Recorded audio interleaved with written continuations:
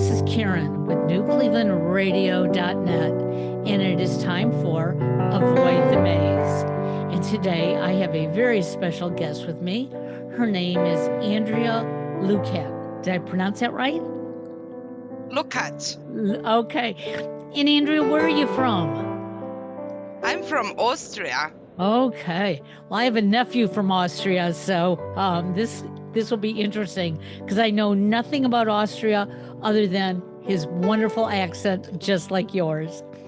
But today on Avoid the Maze, we're going to be talking to Andrea about living our best life. And, you know, it's very interesting that as children, we really do live our best life.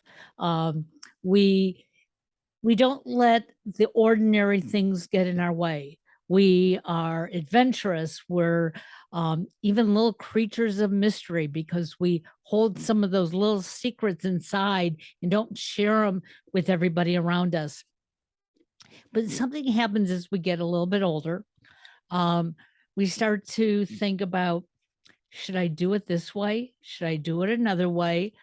I want to be just like her or him. And our personalities just sort of like get all jumbled. But I know one day I woke up and I said, I'm not living my best life. I've got a phenomenal family. I'm doing what I love to do, but something is still missing. And it wasn't until I started working with a life coach that I realized what was missing. And I'm hoping the rest of you will understand this as we go through this morning's program, because what I was missing was making myself happy. So, Andrea, tell us what you tell your clients as a coach about finding their perfect life. And actually, nothing is perfect. So my first advice is one of the greatest lessons a human can learn, and it is to become the best observer of oneself. To know ourselves, our needs, our desires, our wants, and where we want to go, and then also taking care of ourselves so that we can feel the happiness and light it out into the world. Well, you know, sometimes I think we think we're doing that. And like I started to say, I didn't realize it wasn't for a long time. I lived by the notion if I made everybody else around me happy, I was going to be happy. You know, don't defy my parents and don't get in my brother's way, and, you know, don't be the mischief maker in school, on and on. And I saw smiles on everybody else's faces. But I started to realize, I look in the mirror and I go, why are you frowning? Why are you crying? And I didn't have an answer. And I just kept trying harder and harder to make everyone happy. So, how do we find that from deep within? Yes, is by really observing ourselves in any given situation, how we are feeling, acting, thinking, and behaving. And of course, we cannot monitor that all the time in the beginning, but let's say in the evening will be a good time to reflect over the day, and to take one or two major events at first, and to have a greater look on it, to maybe write it down so we can observe some changes, or to become more aware of what is, because such little things we sometimes tend to forget very easy in the day-to-day life. And, you know, September is considered mental wellness month. And, you know, so many of us haven't learned how to take care of our mental health. And I think that's really what you're relating to, is that if we don't stand back and observe, we don't know really what is making us laugh at something, cry, feel empty. Um, and I know that before I left corporate America, I had a supervisor who I was an equal stance with her until she became my supervisor. And once she became my supervisor, for me that was difficult because we were friendly colleagues up until that point. But every Friday she'd call our team into her office and she'd ask us a name like, what is your favorite book? What's your favorite flower? What's your favorite this? And most weeks I'd sit there and I'd say, I don't know, skip me. I just I just found it to be at that time foolish. I didn't understand what she was getting at. And I'd hear everybody else talking about, oh, their most favorite flower, and they would talk about the petals and the stems, and I'd be looking at them like, really? But they were in tune. I was not. I was so out of focus. So I now understand what she was doing. It really wasn't necessarily about the flower or the food. It was digging deep inside and saying, hey, what does it feel like? What does it look like? What does it taste like? So, how did you get into this business of coaching and um, digging deep inside?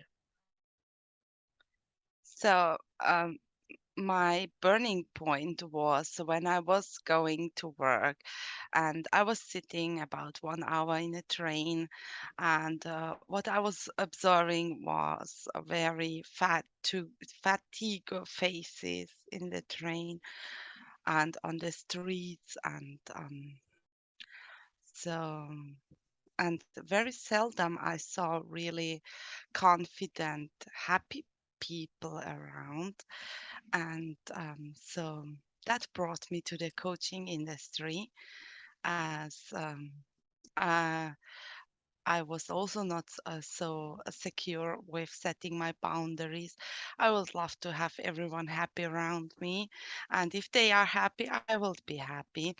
And until the pain became too big, so I began to change something. And so there are a lot of people out there who are waiting until the pain becomes too strong, but it has not to become too strong, because we can change it at a earlier state and turn our lives into a positive, powerful direction. And and that's so important because I know for myself, I didn't realize how unhappy I was. I was a do it now person. And so I was constantly doing and running and going through hoops and hollers. And when I finally realized, wait a second, like I'm not gaining anything, at the end of the day, I'm exhausted. But if somebody said to me, what did you do today? I couldn't have told them, you know. Um, and now most days, I'm finding that time during the day, even if it's only for a minute or two, to stop, reflect. Why am I yawning right now? Why do my eyes burn? Um, why do I feel like laughing? And I'm asking myself these things daily so that I can help find better answers for myself. And I know it's never going to be perfect. I'm still going to have those days when I'm frowning or I'm running behind, or like this morning when we both logged on, um, my headspace was somewhere else. I wasn't looking at the clock and it was like, oh, yeah, I'm supposed to be online right now. So if I was your client and I came to you and I said, Andrea, I'm just so unhappy. Where do we start? So by becoming aware, so I will listen your story out and um, reflect the limiting beliefs to you, and then we will have a look on where it came from. And by realizing that, we can then refresh some resources within us, which everyone has, and maybe anchor them so that when we want to practice a certain behavior in future, that we have it available much quicker. And So, what I'm hearing you say is, you're going to let me sort of tell my story, sort of cry on your shoulder initially, but then you're going to start guiding me because you're not going to tell me, don't think that, because sometimes we can't stop those thoughts so easily. Sometimes it takes creating a new habit to change our thought patterns. And we're all creatures of habit. If I'm used to feeling sorry for myself and nobody calls me out on it and guides me another direction, I'm going to spend the rest of my life feeling sorry for myself.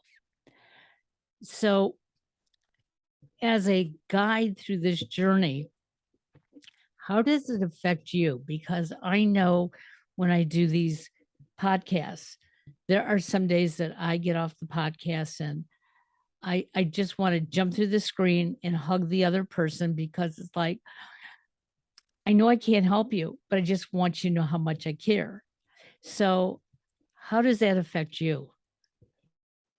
so from my side, am giving a certain time of my life to you and the audience, and I'm staying in the flow, and I want to connect with you and answer the questions best possible I can, so you can understand me and the message can come through.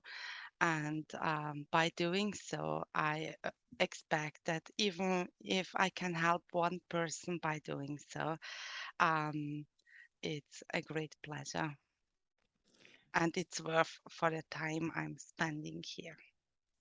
So, prior to becoming a life coach and helping others have the best life that they can have, what were you doing other than riding that train 1 hour each way, only seeing the faces of very discontented people?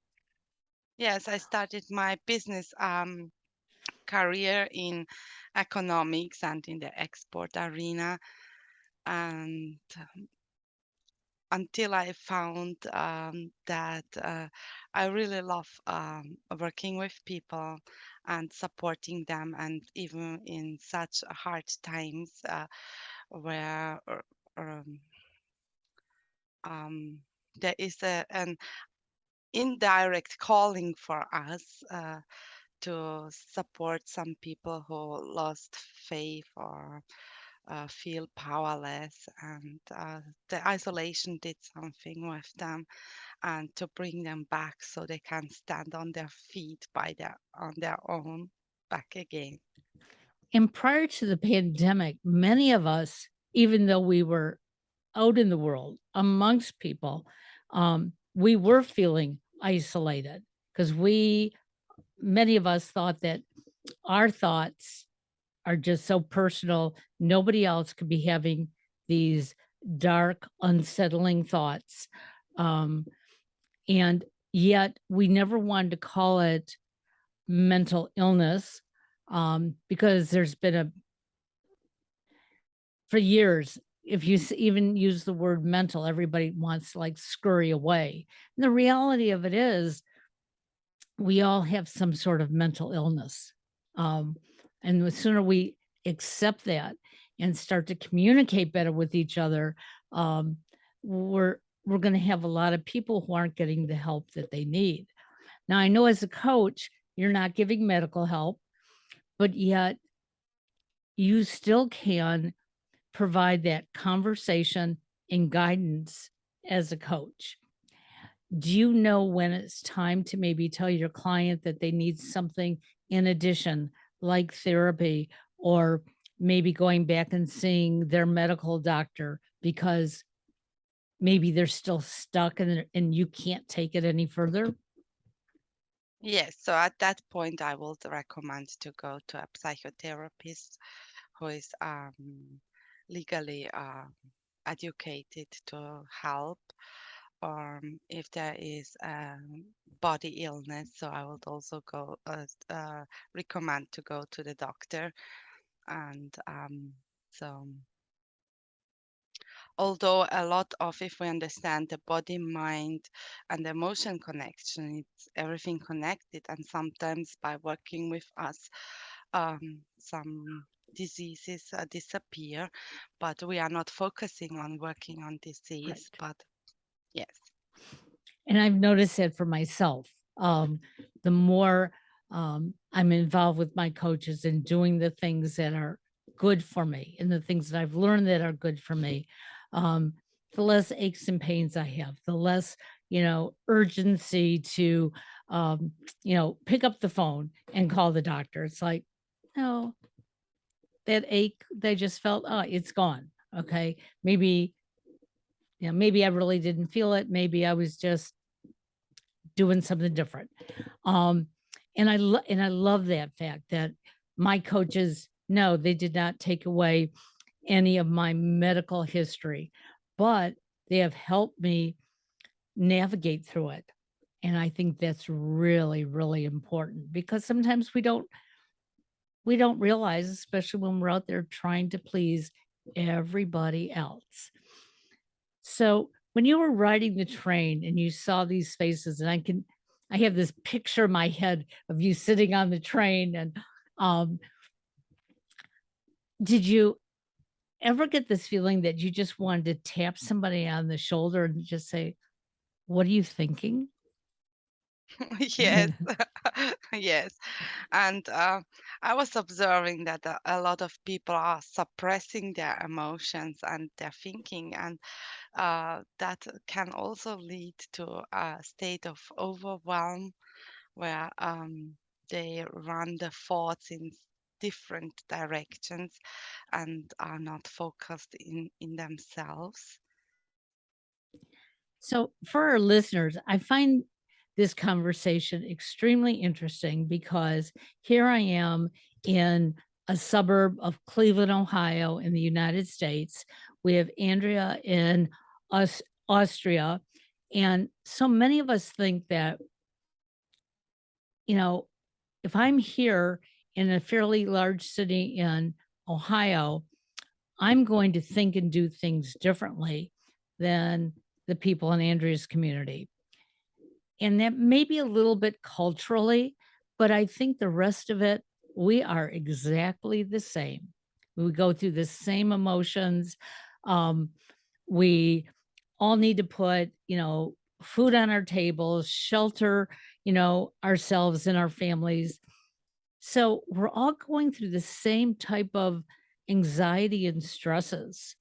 Um, so do you see, I don't know if you've worked with anybody from the US yet, but do you find any difference in your clients, whether they're from your country or another country? So I know that the psychic is very dynamic, and it's with every human the same. And I understand that the culture has influenced a person to a certain degree. And it's the same like with in which family we grew up, what we saw and observed when we were children. So a lot of things are influencing us on the way from being a child to today, and that's naturally. And by being able to pick the person up where he or she is and leading them towards where they want to go, so we can see where the limiting beliefs of this person is. And I don't compare it with globally cultures. And, I'm finding again this so interesting because um, my mother and I had this, what I always used to call a love hate relationship.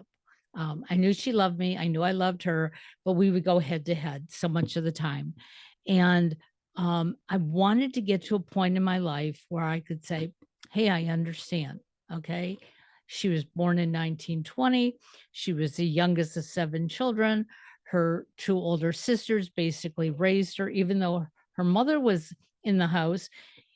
That tradition was, "Hey, my daughters are gonna help me raise you." Um, and so when my mother got married and had, her children, my 2 brothers and myself, she followed in some of those same footsteps along the way, the things that she learned. And, as I was growing up, it was like, why would you say that? Why would you do that? Why do you think that way? But I learned something very interesting in the last 2.5 months of her life. She had had a stroke and she was slowly going through dementia. And her caregivers reminded me, follow your mother's lead. If you follow your mother's conversation and her lead, you can communicate with her. And they were so right. If I tried asking her a question out of the blue, it meant nothing to her. And sometimes it would really upset her. But when I focused on where she was in that time and talked to her in her language, we had some excellent conversations. And I have since taken that with other people that I meet. I do training on the weekends and I listen carefully to my young students. And when they tell me something, I don't ask why, I ask how. You know, I want to know more. If I ask why, it almost sounds like I'm degrading them. But when I ask how, we're learning together. So, your clients who are coming to you, are they coming to you now because of mostly their upbringing, or was it the pandemic, or is it the fear of the future? Is there anything that is like a common denominator? There are different motivators why they are coming, and the goal is the same. They want to be happy, powerful, live their life by their desires, wants, and needs, to understand that we can help others more when we are in a powerful state than being exhausted and overwhelmed because we wanted to please everyone around us before. And when you say powerful, I don't believe you mean that they are putting themselves above others, but they're taking care of themselves with their power. Yes. Never, I will never suggest to take yourself up, but searching a common line and connecting that way. And the only reason I wanted to reiterate that is because sometimes we hear that word powerful and we think, oh, I have to keep climbing and climbing and get to the top. But there is no top because we'll want to climb higher and higher. And I know that was part of my issue when I left corporate America. Um, it was like, well, I didn't get to the level I wanted to get to. I wanted to get higher. And it wasn't until I started working with coaches that I realized, was it higher that I wanted to get? Or was it more satisfied with what I have? And once I realized it was, I never allowed myself to get satisfied as I was climbing up, I was losing out. And so that's when it was time to take a step back and say, okay, it's not about how many steps I climb up. It's, do I know where I am now? Can I feel it? Are there any tricks in the coaching trade that can help us get to that part just a little bit faster? Yes, so we can enhance it when we feel in a down phase to recall a memory when we were very happy, because our brain cannot distinguish either we imagine it or we live it. So it brings us back to that situation so we can feel it in our body, and then we can use that energy to go forward in the next steps we are doing planning to do. And in a class that I just took, one of the things that they had us do, they said, go through your photographs, and if they're electronic, it may be faster, but find a picture of yourself that really makes you happy. And um, and I have this picture in my head all the time. Um, my mother, when I was born, decided that she now had her little girl, and she was going to make me frilly dresses, and she did. Um, I didn't want to wear pants until I was 9 years old. I'd go outside and play with, fancy dresses on. But there was one red dress that she made for Valentine's Day and had a big heart in the front. Um, and a cousin of ours took a picture of me sitting on a leopard couch. And here I was with my curly dark hair at the time in this red dress with my feet, my ankles crossed very daintily in my black patent leather patent shoes. And that picture always makes me smile. It makes me think about I was doing what I was supposed to do. I was happy. I was making everybody else happy around me. Um, Although I think I was 2 years old at the time and I probably wasn't thinking those thoughts that day. But now that I look at it, and when I start to feel down, I either conjure it up in my memory or go to my computer and I pull it up because then I can remember, yeah, there are happy times. There are things that are good. So if I could do it as that little 2-year-old who didn't have a lot of brain power at the time, I can do it now. So Yes. are there little things like that that you inject in your counseling as well?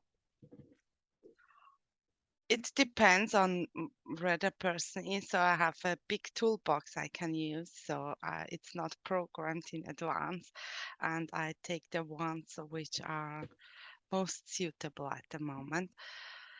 But oftentimes, what I observed also when we're in a down phase, we forget all the good things we already accomplished in our lives. And sometimes it's helpful if we write them down. So we have them here to have a look on them when we feel that we cannot remember it. So having prepared such some toolboxes, like you said, a photo which feels um, comfortable, connected with yourself and purpose, and so we can create it when we feel that we failed or we are not good enough or whatever might be, and so we can recall and prove to ourselves that this is not true because that's maybe just one once a case, but how much did we already good? So if our listeners want to find you and learn more about you or maybe find, a connection there for coaching, how can we find you? Yes. So I'm in Austria. We would work then remote, and you can contact me via email, which will be andrealukac.coaching at gmail.com. And we will have all that in the show notes so that you don't have to worry about, hey, I have to, you know, go back in the podcast to catch it again. It's in the show notes. Um, and one of the reasons why I created Avoid the Maze and I'm talking to coaches on a regular basis is that I want as many people to hear that coaching can really help. Um, I've been through therapy myself on and off through the years, and I'm not going to say therapy wasn't good. Sometimes it was because I found the right therapist and I was ready to work it. Okay. There were other times it wasn't because I just wasn't there. Um, and I too was waiting for my therapist to tell me, how to feel better, and they weren't going to do that. But when I started learning about coaching, um, that's when I realized that it's a totally different level of conversation, and um, it's easy to hear yourself not telling the truth. Okay. And a lot of times we hide from the truth, and it's going to happen. But I found having a coach like you, Andrea, sitting on the other end of a Zoom call, sometimes I could see it in your facial features and go, oh, she caught me on that one. Hey, that I better, think about that. Um, but I've always had that opportunity after a coaching session really to sit back, and whether I write it down or, I just think about it in my head, I realize, hey, here's this one thing I know I can do right now. And that's what I learned to do. And I create it as a habit in some way, because if I just do it one time, it's not going to help. Doing it over and over again. Yes, what's the next step I can take right now? Ex- And even when we feel lost or fearful, what's the next step I can do right now to quit that state and change it? and there's always something we can do. And we have to stop being afraid to ask for help. It's okay to make a mistake. And believe me, to all of you listening, I make plenty of them on a daily basis, but none of them are life shattering. But if I make a mistake and I hold on to it for the rest of the day, that's not a good thing. I'm being unproductive. And if I find that's what I'm doing, I either take out that picture and look at myself, listen to some music, um, create a mantra, do something to break the cycle. Well, I want to thank you for joining us on Avoid the Maze. I'm hoping our listeners will reach out to you. And again, we're living in a very small world now. We can connect very easily. Um, one last question I'm going to ask you. If it's noontime here in the States, what time is it in Austria now? So we have 6 p.m., 6:20 p.m. In Austria. So we are a 6-hour difference. That's good to know, because like I told you before we came online, I have a nephew from marriage who is from Austria, and he goes back and forth to visit family. So now I know when I'm sending him a Facebook message, to be careful of the time difference. Thank you again. Have a great day, and we'll talk to you soon. Bye-bye now. Thank you for inviting me. Bye. Bye-bye now.